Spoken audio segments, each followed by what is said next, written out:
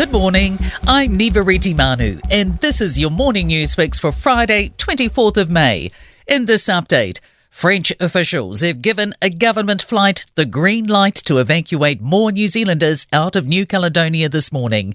A C-130 aircraft is set to leave Noumea at 11 a.m.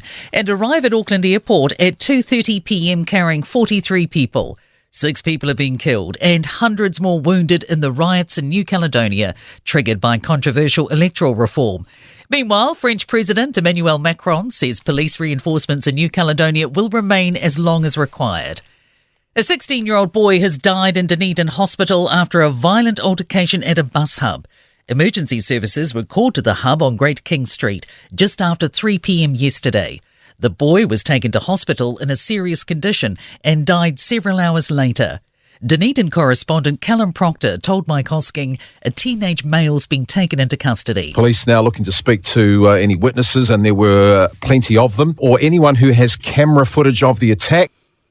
Little surprise, a large number of Kiwi teachers did not pass some high school subjects. New research has found a quarter of new primary school teachers failed maths, and more than half failed science at NCEA Level 1. The Teaching Council is calling for more investment in widespread changes to how teachers are prepared for the classroom. Auckland University Dean of Education Mark Barrows told Mike Hosking they've known for a while people heading into primary teaching tend to be underqualified in those areas. Something that providers have to work with and think about how they produce programs that help students get past that. An increasing number of tourists are staying in Christchurch. Accommodation occupancy averaged just under 80% in the March quarter across the city, more than 10% above the national average. Occupancy in February was at its highest monthly level post-COVID, mostly due to Electric Avenue Music Festival. Farmers are begging politicians to investigate rural banking as more face closures. Federated Farmers says only half surveyed is satisfied with their bank, down from 80% 6 years ago.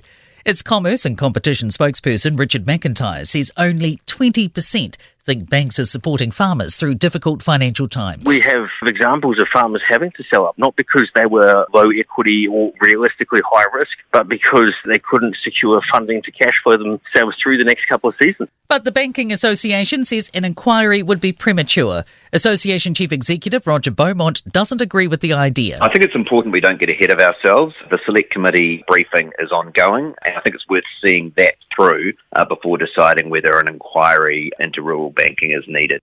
And in sport, golfer Sam Jones leads the latest European Tour event in Belgium by 2 strokes after carding an opening round 9 under par 62.